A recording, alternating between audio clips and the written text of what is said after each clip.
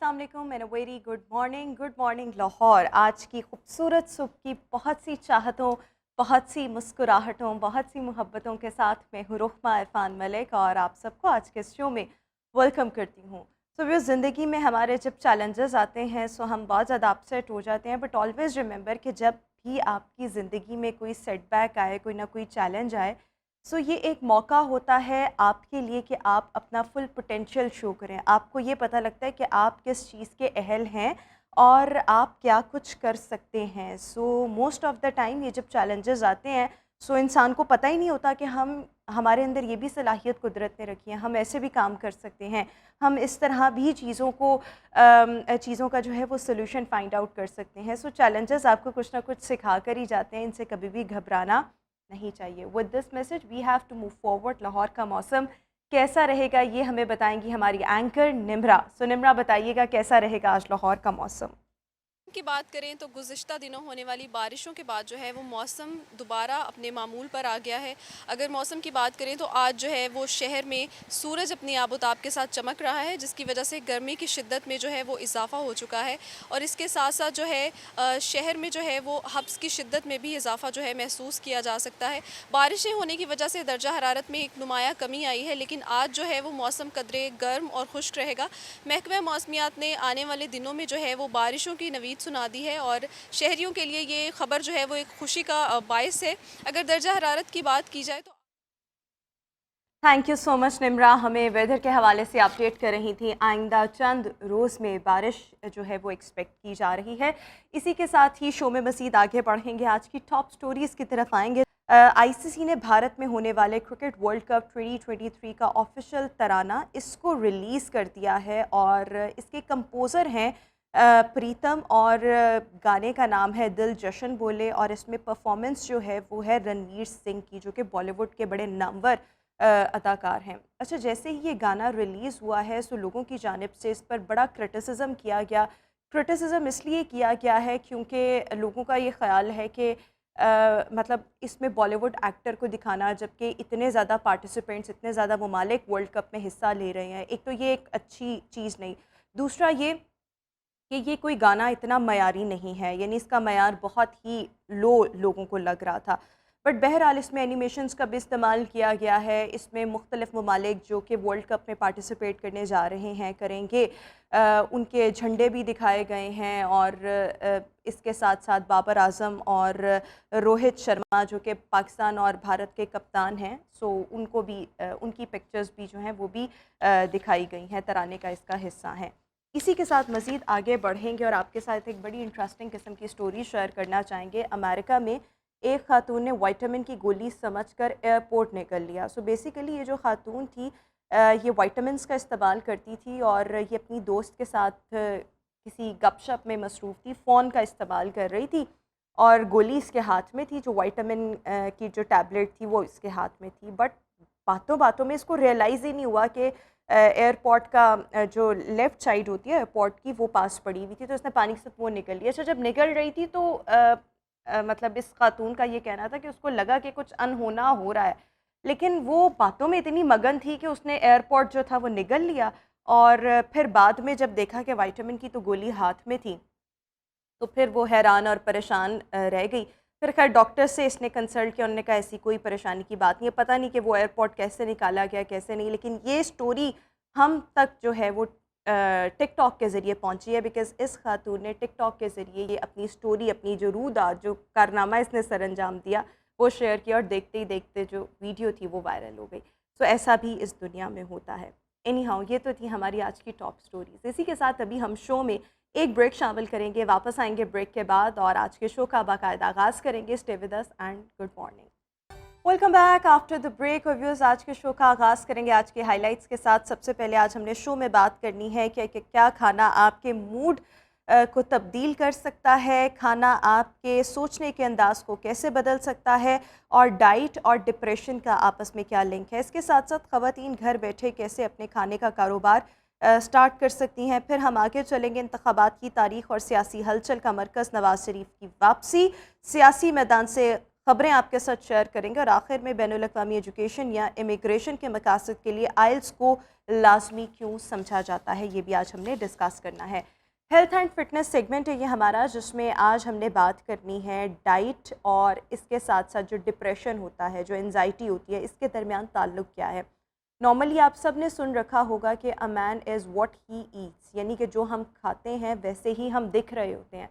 लेकिन अभी बहुत सी लेटेस्ट रिसर्चेस ऐसी आई हैं जो कि ये कहती हैं कि इंसान का लाइफस्टाइल उसके डिप्रेशन को घटा सकता है या कम कर सकता है। यानी कि आपकी डेली हैबिट्स क्या हैं, उसमें फ़िज़िकल एक्टिविटी का बहुत रोल होता है, और मोस्ट इम्पॉर्टेंट आप किस किस्म की खुराक खा रहे हैं, ये आपको ज़हनी तौर पर पुरसकून भी कर सकती है या आपके लिए डिप्रेशन का भी बाइस बन सकती है।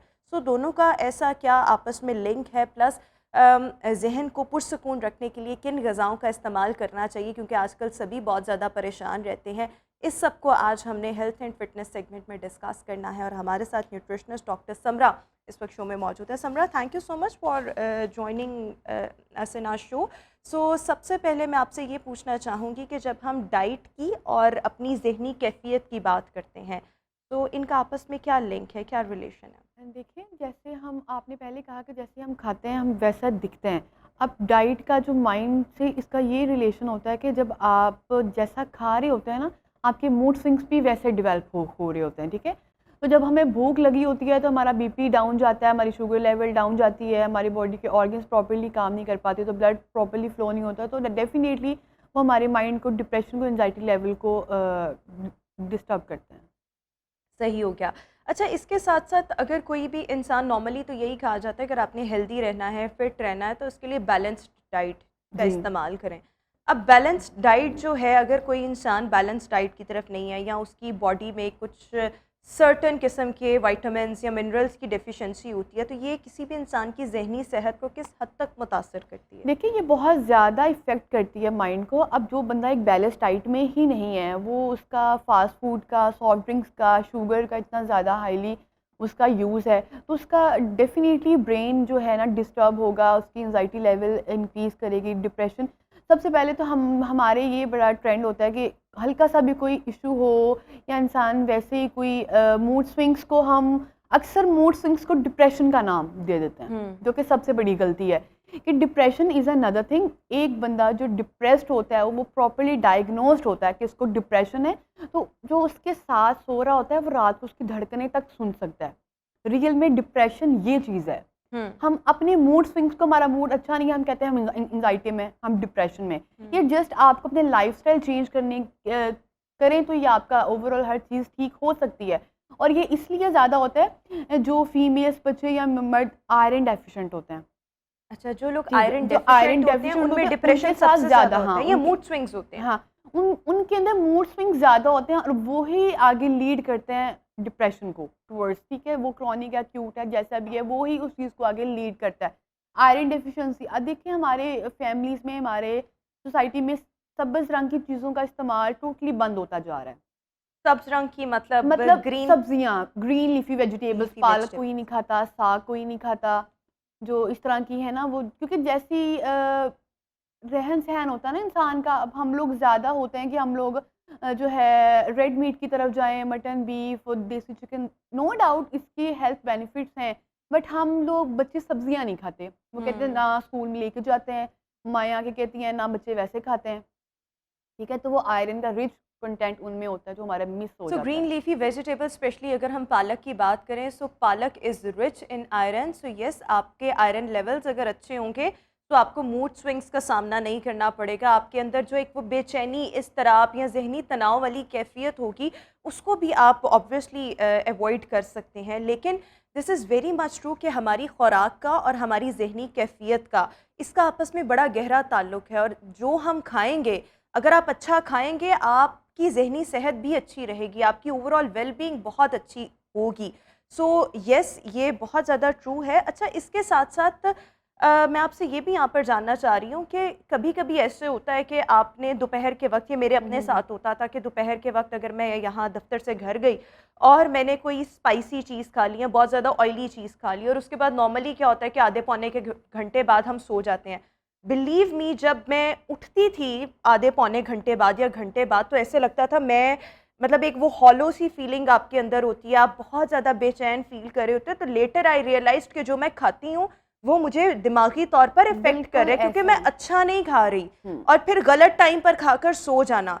तो इसका भी बताएं कि खाना खाते ही सो जाना, बहुत ज़्यादा स्पाइसेस का इस्तेमाल करना, बहुत ज़्यादा मुरगन ग़िज़ाओं का इस्तेमाल करना, और स्पेशली दोपहर के औकात में करना, जब उसके बाद अगर आपने कुछ और करना भी ना हो। देखिए, हमें हर चीज़ खानी चाहिए, मैं इसके हक में ज़रूर हूँ, लेकिन एक लिमिट में, एक दायरे में रह के, और एक प्रॉपरली कुक्ड फूड होना चाहिए। हम लोग क्या करते हैं, हम लोग अक्सर जो होता है ना, या तो हम लोग ओवर कुक्ड बहुत खा रहे होते हैं, उसके अंदर हमारे पास घी या ऑयल की जो मिकदार होती है वो बहुत ज़्यादा होती है, और हम सालन को, गोश्त है, वो सब्ज़ियाँ इतना पका लेते हैं, इतना पका लेते हैं कि उसका जो रियल इफेक्ट है वो लॉस हो जाता है। फिर हमारे पास जो घी ऑयल का जो कंटेंट है ना, जो हमारे कोलेस्ट्रॉल को हाई करता है, या वैसे डिप्रेशन या मूड स्विंग्स को थोड़ा इंक्रीज़ करता है, वो चीज़ रह जाती है।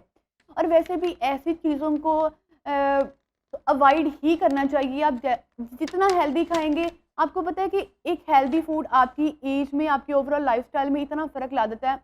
अगर आप हेल्दी फूड की तरफ जा रहे हो तो आप यकीनन अपनी एज से 5-6 साल छोटे लगते हो। ठीक है, अब जैसा आप अगर फास्ट फूड की तरफ जा रहे हो, सॉफ्ट ड्रिंक की तरफ जा रहे हो, एक सही घी में या ऑयल में पका हुआ खाना नहीं खाते, तो आपके फेस, आपकी बॉडी फैट, कोई चीज़ यहाँ से लूज़ हो रही है, आपके थाइस, आपके चेस्ट, आपका जो नेक फैट होता है, वो एक अजीब से आपकी लुक बन जाती है। तो वो डाइट ही बेसिकली उसको ख़राब करती है। डाइट तो ऑब्वियसली सबसे पहले, जब आप अनहेल्दी फूड ऑप्शंस की तरफ जाते हैं, बहुत ज़्यादा आप खाना खाते हैं, सो सबसे पहले तो आपका अपेरेंटली वो नज़र आने लग जाता है ना। और दूसरा ये कि बाज़ लोगों को मैंने ये भी देखा है कि जब वो ज़्यादा खाना खाते हैं और मोटापे की तरफ माइल होने लग जाते हैं, ये भी चीज़ उनको डिप्रेशन कॉज करती है कि अब हम क्या लग रहे हैं, हम पहले कैसे दिखते थे, हमने over the last few months 10 kgs, 12 kgs, 5 kgs weight gain कर लिया है। सो डाइट का बहुत गहरा ताल्लुक है आपके ज़हनी तनाव के साथ। सो अगर आप हेल्दी रहना चाहते हैं तो उसमें सबसे पहले तो ये कि अपने विटामिन्स, मिनरल्स और एक बैलेंस डाइट, ये तो बहुत ज़्यादा ज़रूरी है।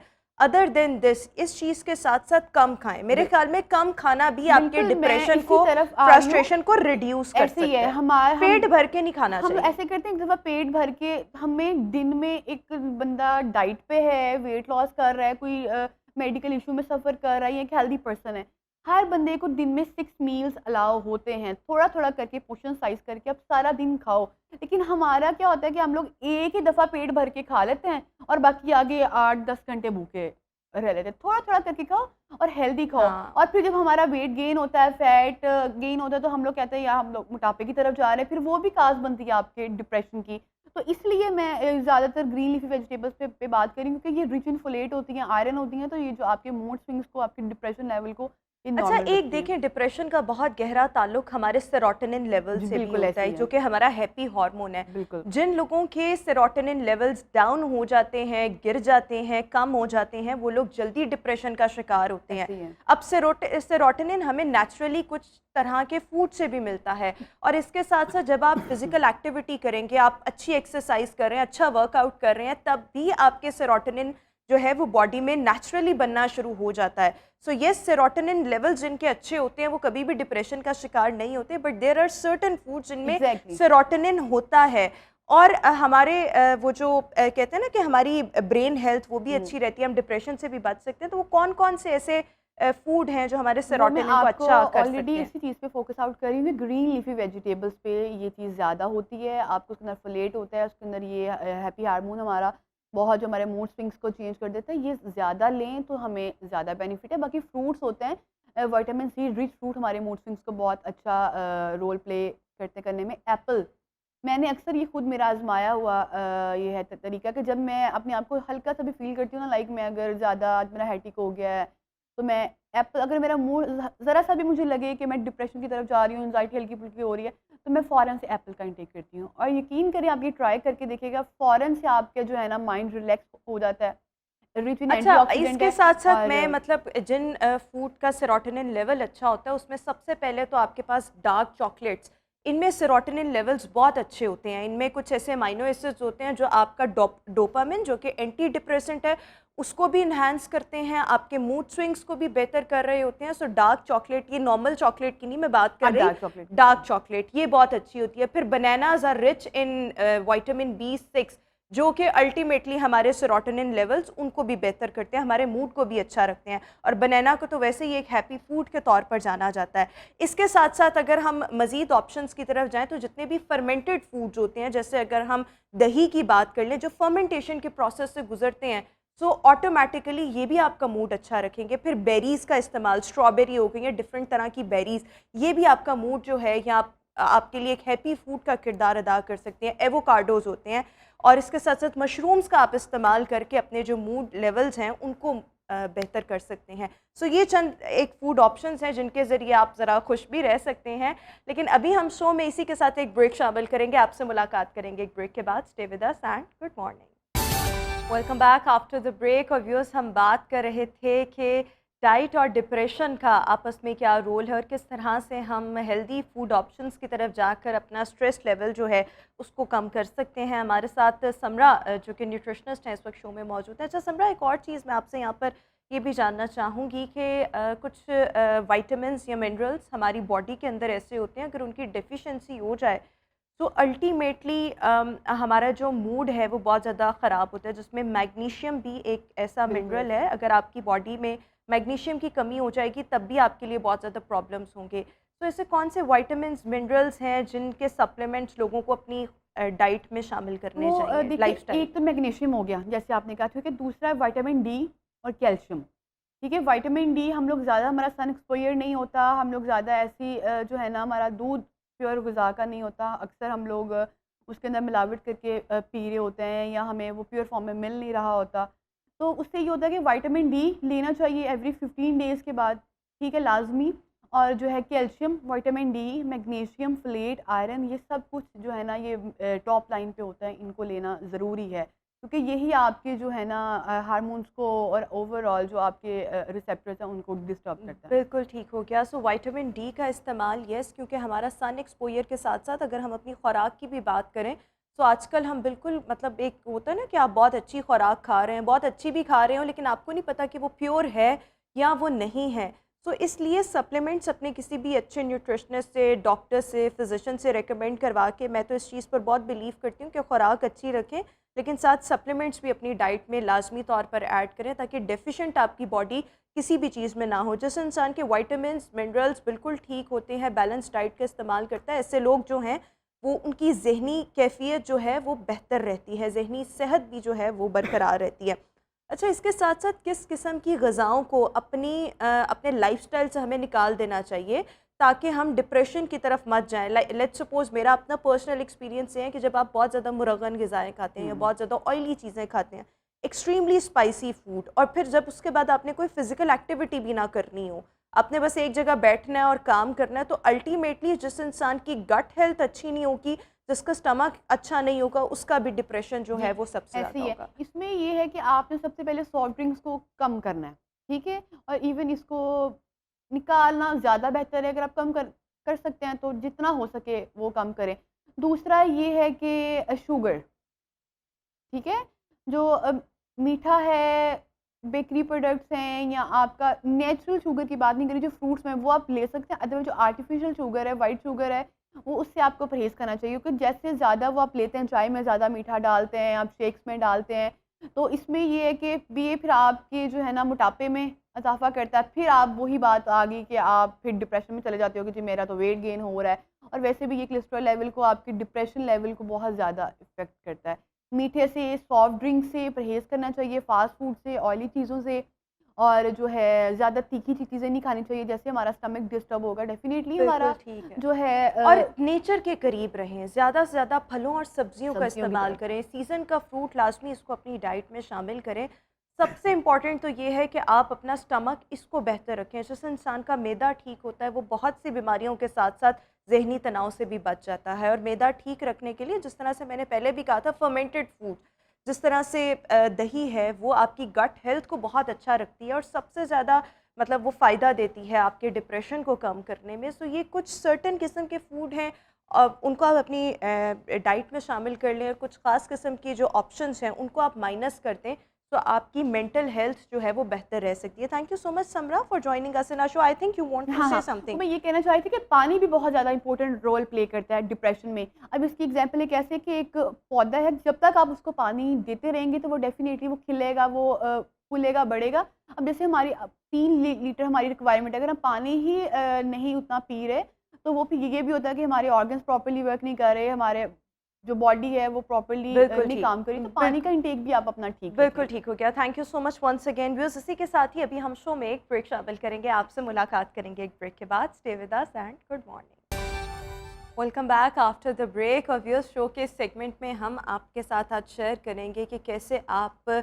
घर से बड़े एक स्मॉल स्केल से, स्मॉल सेटअप से खाने का कारोबार जो है उसका आगाज़ कर सकते हैं। वैसे ही आजकल महंगाई बहुत ज़्यादा है और ये कहा जाता है कि मर्द क्या, औरत को भी कमाना चाहिए। एक वक्त था जब मर्द ही खाली ब्रेड अर्नर होता था फैमिली का, लेकिन अब आहिस्ता आहिस्ता हम देख रहे हैं ख़वातीन भी कमा रही हैं। जो ख़वातीन बाहर जाके नहीं कमा सकती वो घर से ही कुछ ना कुछ ऐसा कर रही हैं। कोई क्लोथिंग का बिज़नेस कर रहा है, कोई सैलून चला रही है, कोई घर से ही मुख्तलिफ़ किस्म के पकवान तैयार करके उनको बेचा जा रहा है। सो जिसने कुछ करना है वो कुछ ना कुछ कर रहा है। जिसने अपने सर्वाइवल की जंग लड़नी है उसको कुछ ना कुछ करना पड़ेगा। लेकिन आप एक स्मॉल सेटअप से किस तरह से खाने का काम और इसका आगाज़ कर सकते हैं, आप कैसे अपने कस्टमर्स बना सकते हैं और कैसे अपने इस बिज़नेस को सक्सेसफुल बना सकते हैं, इस पर आज हमने बात करनी है। हमारे साथ होम शेफ़ कुरतुलैन इस वक्त शो में मौजूद हैं। Qurratulain, thank you so much for joining us in our show. सबसे पहले ये जो आप फूड का काम कर रही हैं होम बेस्ड, आपने कब से इसका आगाज़ किया, कितना अर्सा हो गया? बिस्मिल्लाहिर्रहमानिर्रहीम। अस्सलाम वालेकुम। पहले तो थैंक यू सो मच, आपने मुझे शो पे इनवाइट किया और मुझे अपने बारे में बताने का मौका दिया। आज से 2 साल पहले मैंने ये काम अपने घर से स्टार्ट किया था। मैं चाह रही थी, क्योंकि मैं एक बिज़नेस फील्ड से थी, मेरी डिग्री भी बिज़नेस की थी और मैं चाह रही थी कि मैं अपनी स्किल्स को, अपने पैशन को इन फ्रंट सबके सामने मैं लेकर आऊँ। तो 2 साल पहले मैंने यूँ आगाज़ किया अपने काम का कि मैंने जो डेली बेसिस पे मैंने कुकिंग करनी, उसकी पिक्चर्स लेनी, अपना इंस्टा का अकाउंट बनाया, मैंने उसके ऊपर पोस्ट करनी स्टार्ट कर दी। फिर मेरे माइंड में आइडिया क्लिक किया यूट्यूब चैनल का। फिर मैंने कहा अपना यूट्यूब चैनल बनाओ। फिर जो मैं डेली पिक्चर्स पोस्ट करी थी, फिर उन्हीं कुकिंग की मैंने वीडियोस बनाई और मैं अपने यूट्यूब अकाउंट पे मैं उन्हें पोस्ट करती गई। फिर यूँ हुआ कि मुझे यूट्यूब से मैसेजेस आना स्टार्ट हो गए कि हम आपसे कांटेक्ट करना चाह रहे हैं फूड से रिलेटेड। फिर मैंने वहाँ पे अपना इंस्टा का अकाउंट मेंशन किया। फिर उन लोगों ने जो कुकिंग में इंटरेस्टेड था, मुझे होम बेस पे मुझे ऑर्डर करने पे इंटरेस्टेड था, उन्होंने मुझे कॉल्स की, मैसेजेस किए। फिर वहाँ से मेरा ये कुकिंग का जो सारा सिलसिला था ये स्टार्ट हुआ। अच्छा, सो अभी आप घर से खाना बनाती हैं, लेकिन आपके कस्टमर्स कौन लोग हैं? मोस्टली तो जो लोग घरों से खाने बनाते हैं उनके लगे लगाए कस्टमर्स होते हैं, जिस तरह हॉस्टलाइट्स होते हैं वो मंगवा लिया, दफ्तर के औकात में किसी को पता है कि ये फ़लानी खातून या फ़लानी जगह से खाना अच्छा मिलता है तो वहाँ से ऑर्डर कर लिया। सो नॉर्मली आपका काम ये पहले से जो प्री प्लेस्ड ऑर्डर्स होते हैं उन पर चल रहा होता है, या वो फौरी भी कोई ऑर्डर करे तो आपका मेन्यू होता है और उसमें से सिलेक्ट करके ऑर्डर कर सकते हैं? नहीं, ऐसे है कि मेरा प्रॉपर मेन्यू डिज़ाइन है और सिलेक्टेड है। तो होता ये है कि मैं 2 डेज़ बिफ़ोर जो है ऑर्डर वो लेती हूँ और एडवांस पेमेंट पे लेती हूँ। मेरे कस्टमर्स वो हैं जो मुझे पहले भी ऑर्डर्स कर चुके हैं, और वो जो वर्ड ऑफ माउथ होता है कि अगर किसी ने आपका फूड टेस्ट किया और अब किसी ने आपसे पूछा कि आपने खाना कहाँ से मनवाया, तो फिर उस तरह भी काफ़ी मेरी ना चेन डेवलप हो गई थी। बिल्कुल ठीक हो गया। सो अभी आपके कितने कस्टमर्स होंगे, यानी 2 साल में आपने कितनी क्लाइंट बिल्डिंग की है? माशाल्लाह माशाल्लाह, मेरे ऑफिसेज़ में भी खाने जा रहे हैं, मेरे हॉस्टल्स में भी खाने जा रहे हैं, और मेरे कुछ ऐसे कस्टमर्स भी हैं जो हर दूसरे तीसरे दिन मुझे ऑर्डर करते हैं। बिल्कुल ठीक। अच्छा, फिर जब आपको कोई ऑर्डर करता है तो आप फ़ौरन बना रही होती हैं या आपके पास बना बनाया होता है?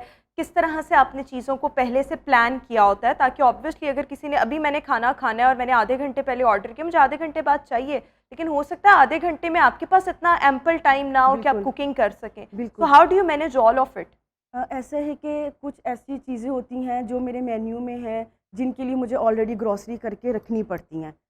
मेरे फुल मेन्यू में जैसे रात का खाना है, वो कुछ लोगों को पता है कि जी हमें 2 दिन पहले इनको ऑर्डर करना है तो हमें ये ऑन टाइम खाना मिलेगा।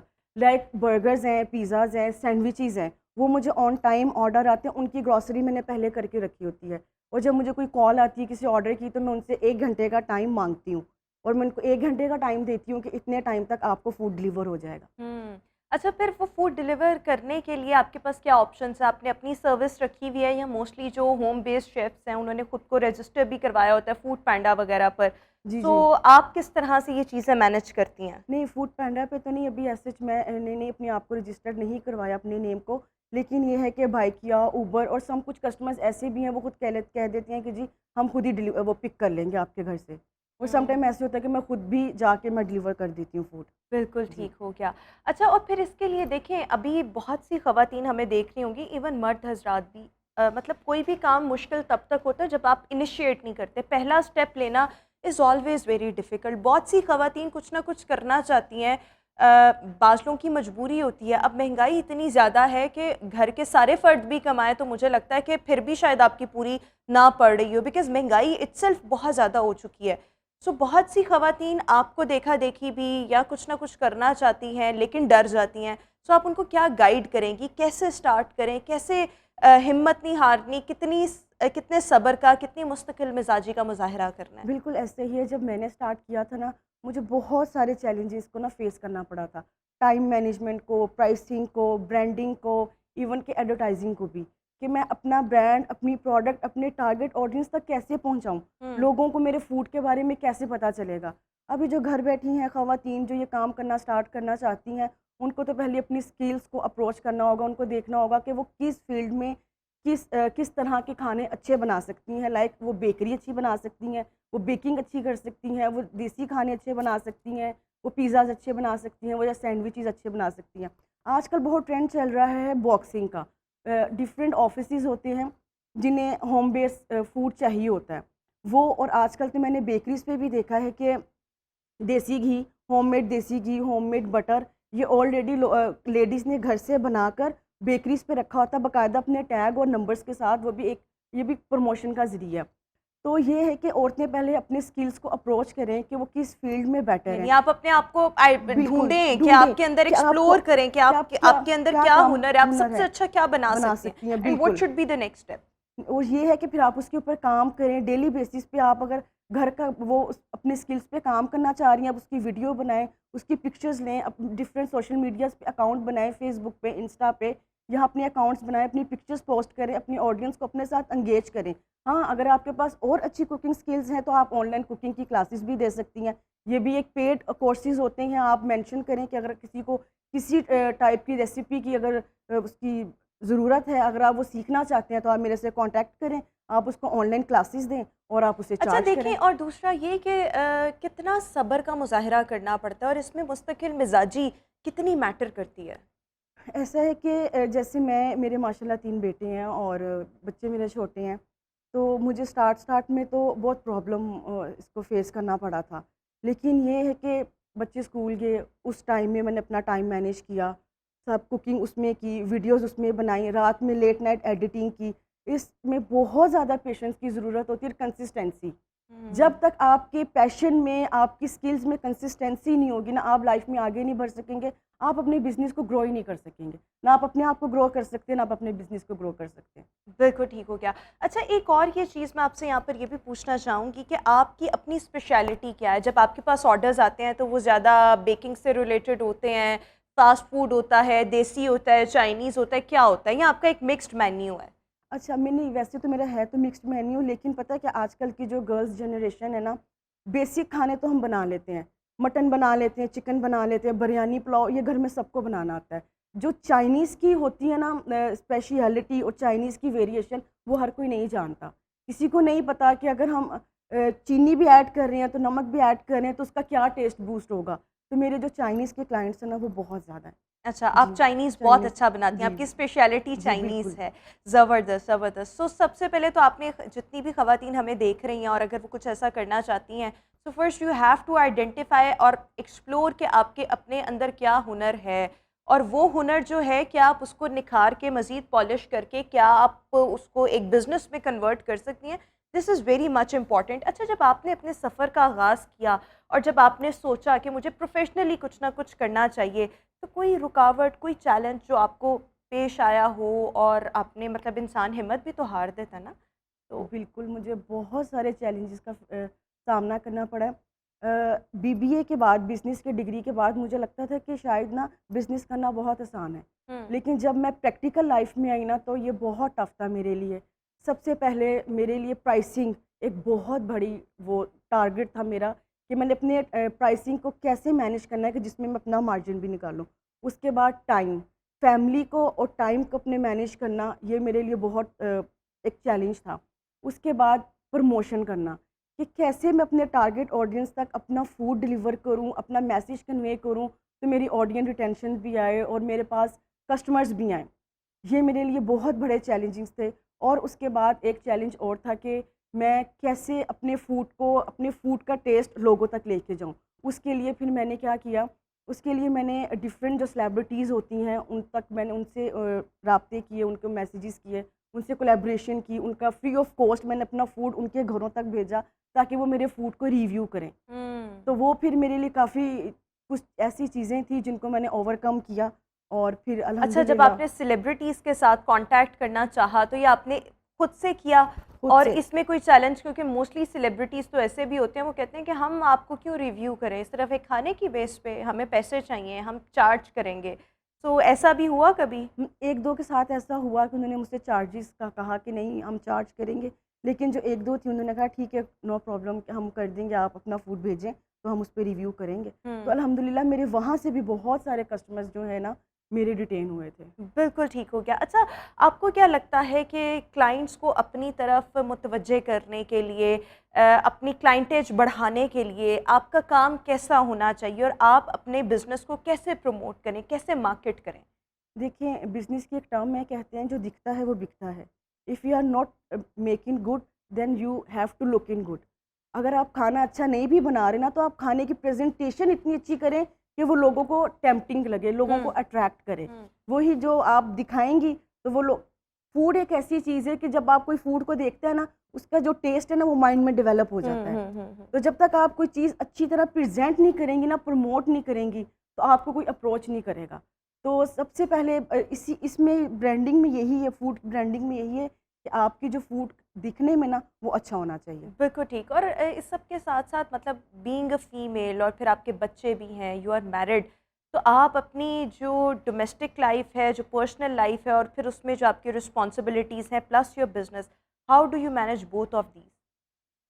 पहले तो ये कि मुझे काफ़ी बातें भी सुनने को मिली इधर-उधर से लेकिन मैंने उनको इतना सीरियसली नहीं लिया। मैंने अपनी करियर पे मैंने उनको ना हावी नहीं अच्छा, होने लोग दिया। किस किस्म की बातें करते हैं? यानी आपको डीमोटिवेट करने के बिल्कुल। लिए, आपकी हौसला शिकनी करने के लिए किस तरह से किसी भी इंसान को डीमोरलाइज़ करते हैं? खाना अच्छा नहीं बनाती, खाना चलेगा नहीं, कारोबार नहीं चलेगा, ये कि तुम क्या कर रही हो? सेम यही क्वेश्चंस थे, लेकिन मैंने उनको इतना सीरियसली नहीं लिया और मुझे बस मेरा पैशन था। मैं सोचती थी मेरे अंदर स्किल्स हैं, तो मैंने इनको यूटिलाइज़ करना ही करना है।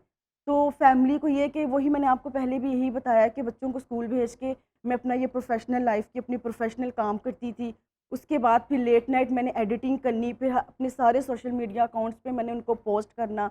फिर डे टाइम में बच्चों का टाइम मैंने सेपरेट रखा होता था अपनी कुकिंग का। लेट्स सपोज़ अगर मुझे कोई ऑर्डर आ गया ना तो उसका मैंने हाफ़ काम मॉर्निंग में किया है और हाफ़ काम मैं ऑर्डर डिस्पैच करने से पहले करती थी। यानी कि जब भी मैंने फूड डिलीवर किया, फ्रेश फूड डिलीवर किया है, मैंने कभी ऐसा नहीं किया कि एक दिन पहले मैं काम करके रखूँ, नहीं।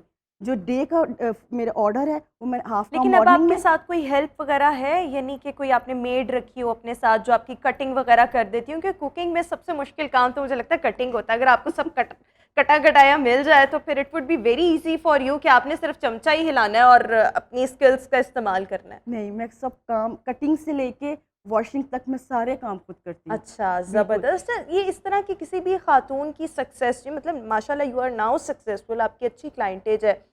फैमिली सपोर्ट कितनी मैटर करती है? या अगर फैमिली सपोर्ट नहीं करे, हस्बैंड सपोर्ट नहीं करे, पेरेंट्स सपोर्ट नहीं करे, तब भी आपको लगता है कि आपका पैशन हो तो आप कुछ भी कर सकते हैं?